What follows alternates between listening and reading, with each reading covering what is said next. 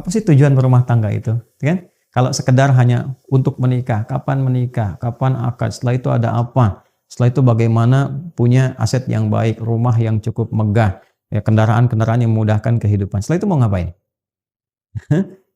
Setelah itu mau ngapain? Karena manusia kan terbatas, programnya terbatas, ya, imajinasinya juga terbatas, gambarannya terbatas, rencananya terbatas. Setelah itu mau apa?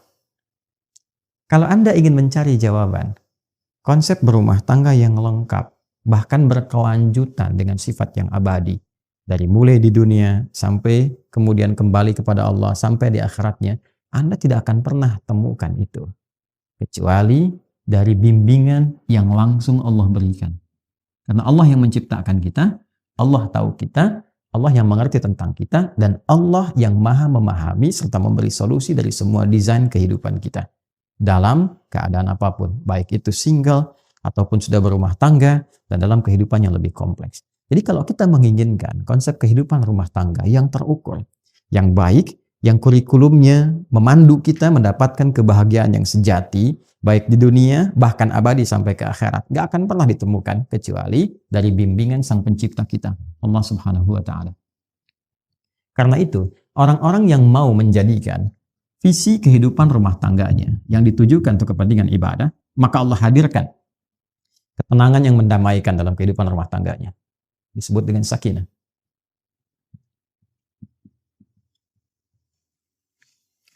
Dua, limpahan materi yang memberikan kenyamanan dalam kehidupan rumah tangga. Cinta dalam bentuk wujud materi. Diberikan kecukupan materi yang melapangkan dia beraktivitas dalam kehidupan rumah tangganya. Disebut dengan mawaddah. Mawaddah. Kemudian ditanamkan dalam jiwa setiap pasangan itu rasa kasih mendalam yang mengikat keduanya dalam kerukunan dan kebaikan. Ya, bukan berarti tidak ada perbedaan pendapat. Bukan berarti tidak ada, boleh jadi perbedaan-perbedaan yang mungkin melahirkan ya satu sisi berbeda, berselisih dalam hal-hal kecil. Namun rasa yang ketiga ini itu yang tetap menyatukan perbedaan-perbedaan itu dan membentengi dari terjadinya persoalan-persoalan yang bahkan memecah kehidupan rumah tangga. Itulah rahmat. Rahmat. Ini dia. Ini poinnya. Ya. Jadi kalau kita satukan ayat ini bila ditujukan pada ibadah, maka ini kunci dari 3 pintu besar yang isinya adalah sakinah, mawaddah, dan rahmat. Karena itulah ketiga ini yang sering kita singkat dari kata pembukanya menjadi samara, sa, ma, ra, kan? Itu dibuka dengan kata ayat. Kapan samara itu muncul? Setelah ayat. Wa min ayatihi, itu dulu kan? An khalaqalakum min anfusikum azwaja. Ya, itu pernikahannya, dipasangkannya itu. Ya, untuk apa? Untuk menaati Allah dengan visi ibadah. Setelah itu apa? Litaskunu ilaiha. Baru sakinah datang. Wa ja'ala bainakum mawaddah. Baru mawaddah dimudahkan. Wa rahmah. Rahmah ditanamkan. Ya, inna fi dzalika laayatil liqaumi yatafakkarun. Yaitu kalau Anda mau merenungkan, berpikir yang dalam dulu. Dalami dulu nih, kan? Yang menciptakan kita siapa? Yang tahu tentang kita siapa? Yang mengerti, ya, dan maha memberikan solusi tentang persoalan kehidupan kita siapa? Yang mengetahui apa yang terjadi besok siapa? Yang mengetahui berketurunan atau tidak berketurunan siapa? Kan kita mengembalikan semua pada Allah. Kalau tahu semua dari Allah, bahkan kita menyimpulkan, bahkan samara pun milik Allah. Ya bahasa gampangnya kan secara logika sederhana ya. Kalau sudah tahu punya Allah, maka dekati pemiliknya. Bagaimana pemiliknya meminta kita untuk menjalankan kehidupan rumah tangga sesuai dengan pedoman yang Dia berikan. Maka renungkan itu. Ya la ayatil qaumi yatafakkarun. Renungkan, tafakkur sampai menemukan kedalamannya. Kalau kita sudah mengerti, sudah memahami, oh iya, Pak, begini seharusnya. Maka dengan itu kemudian baru kita turunkan babnya. Baik, teman-teman. Ini ada yang menarik ya, kalau kita mau gali lebih dalam lagi. Contoh misalnya, saya keluarkan satu bab ya, sakinah. Sakinah itu sering diartikan dengan ketenangan, tenang. Ya. Padahal bukan tenang biasa. Tenang itu bahasa Arabnya, setidaknya itu ada beberapa kata. Yang paling populer tuh gini, 1 sakinah, ya, sakinah. Yang kedua tuma'ninah. nina. Ada sakinah, ada tuma'ninah. Saya mau bicara tentang tuma'ninah dulu. Ya. Asalnya dari itma'anna yatma'innu. Tuma'ninah ini ketenangan yang dilahirkan dari ibadah. Jadi kalau seseorang telah menunaikan atau sedang bahkan menunaikan ibadah dan merasakan ketenangan dalam hatinya saat sedang beribadah atau telah beribadah, itu disebut dengan tuma'ninah namanya. Ya. Bukankah Anda ketika sudah sholat merasakan ketenangan? Dan latihannya disebut tumaninah, ruku. Kata Nabi, hatta tatma'inna raqi'ah. Atau kama qala Rasulullah SAW. Ruku Anda, jangan dulu bangun sampai merasakan ketenangan dalam ruku. Tenang gitu. Kan? Itu tumaninah namanya. Makanya kalau orang sholatnya itu merasakan kenikmatan, benar caranya. Begitu ruku itu dia baca doa, tenang ke hatinya. Darah mengalir dengan enak. Baru dia yang tidal. Kan? Hatta ta'tadila qa'imah, sampai tegak. Lalu sujud, hatta tatma'inna sajidah, sampai engkau merasakan ketenangan dalam sujud. Nah ini tumaninah namanya. Dan ketenangan itu hadirnya dalam apa? Jiwa, dalam nafas kan. Nah nanti kalau sudah terbawa dari praktek sholat itu, dari seringnya baca Quran, hadir ketenangan pada jiwa. Nah jiwa yang terus mendapatkan suntikan ketenangan, tenang lagi, maka dia punya sifat tenang nantinya. Nah kalau sudah jadi sifat yang mengikat kepemilikan, maka berubah dari tumaninah jadi mutmainnah namanya.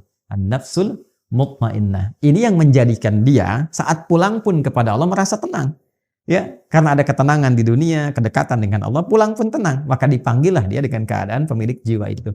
Ya ayyatuhan nafsul mutmainnah. Quran surah ke-89 ayat 27 itu. Ya. Nah, berbeda dengan sakinah. Kalau sakinah, ya, itu artinya ketenangan yang dilahirkan setelah tuntasnya persoalan dilalui. Ya. Baik. Ada mahasiswa atau pelajar, ujian, ya. Ujian kan belum tenang ya. Ya, makanya disebut minggu tenang itu kadang-kadang kurang tepat dalam konteks di kita ya. Yang kurang tepat itu sebenarnya bukan sistemnya, muridnya. Harusnya kan sebelum masa itu di waktu-waktu belajar dia belajar. Cuman kadang-kadang saat belajar main ya, saat harusnya tenang, sudah menguasai di minggu-minggu tenang, apa yang dia lakukan? Dia belajar gitu kan. Baik, dari situ kemudian tidak sesuai dengan apa yang kadang-kadang ingin diharapkan. Tapi tidak masalah, kita kembalikan. Bukankah saat ujian itu merasakan tegang, kadang gelisah, ya? Tapi setelah selesai ujiannya, ada ketenangan yang dirasakan. Alhamdulillah selesai, gitu kan?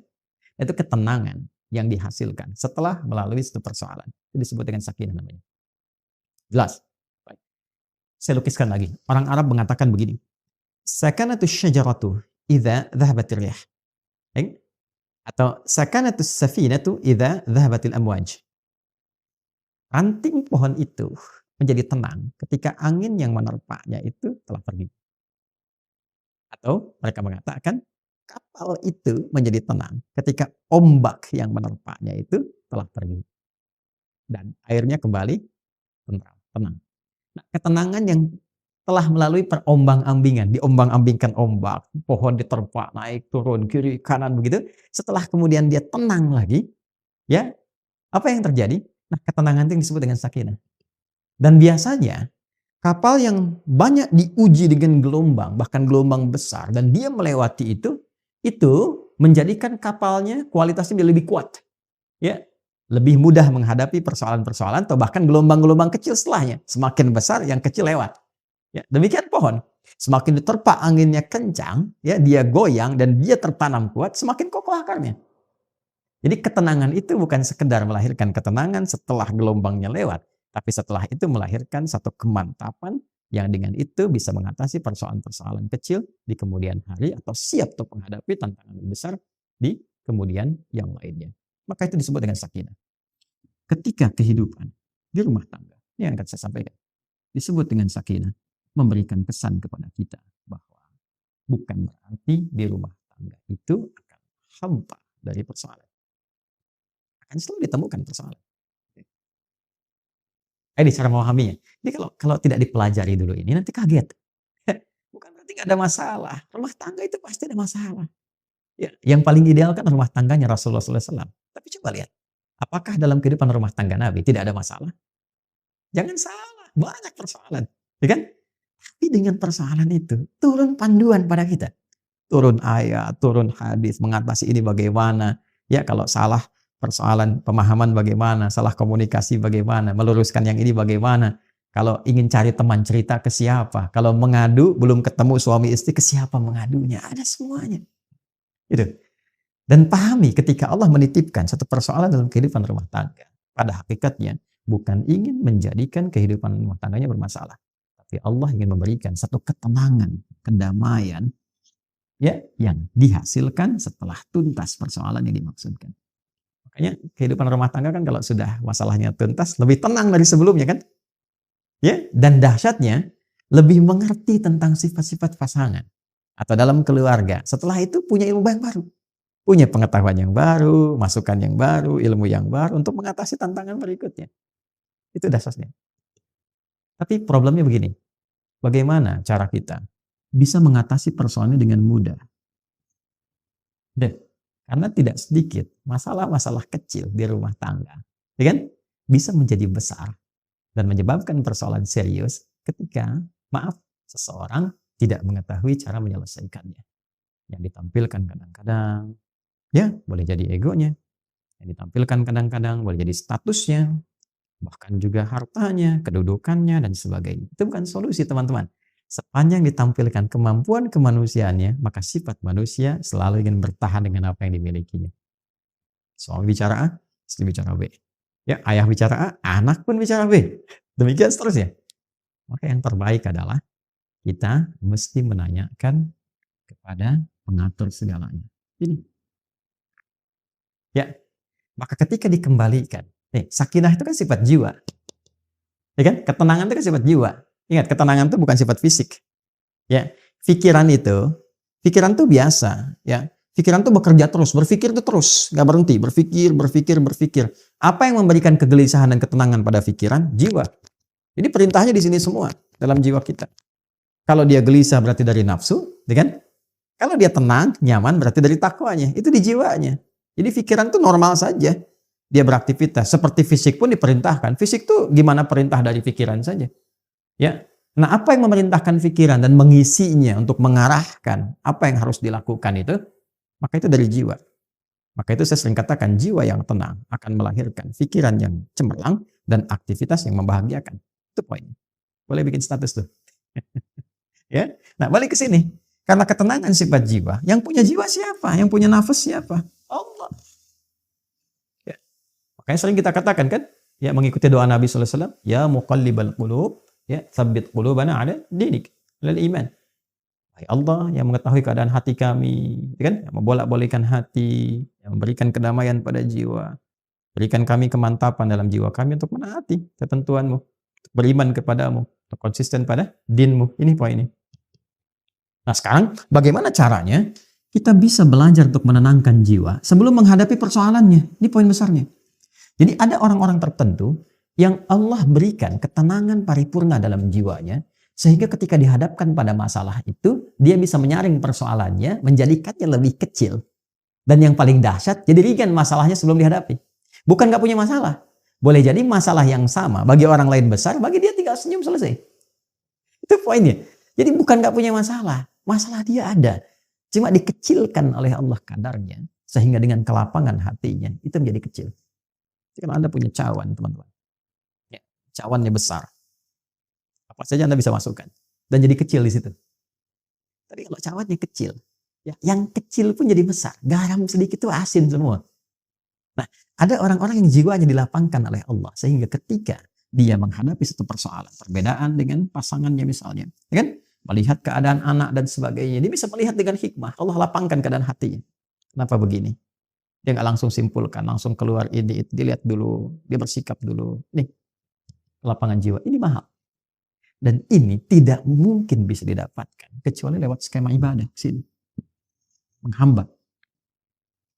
Ya. Nah, semua kumpulan nilai-nilai ibadah kita dalam rangka mendekat kepada Allah, saya sering ingatkan, itu disebut dengan takwa namanya. Ya kan? Takwa itu kan gabungan antara iman dengan amal soleh. Ya kan? Iman itu kan pekerjaan hati dalam jiwa. Amal soleh implementasinya. Digabungkan jadi takwa. Seseorang yang membangun kehidupan rumah tangganya dengan nilai-nilai ketakwaan. Dia bangun dengan takwa. Dia jaga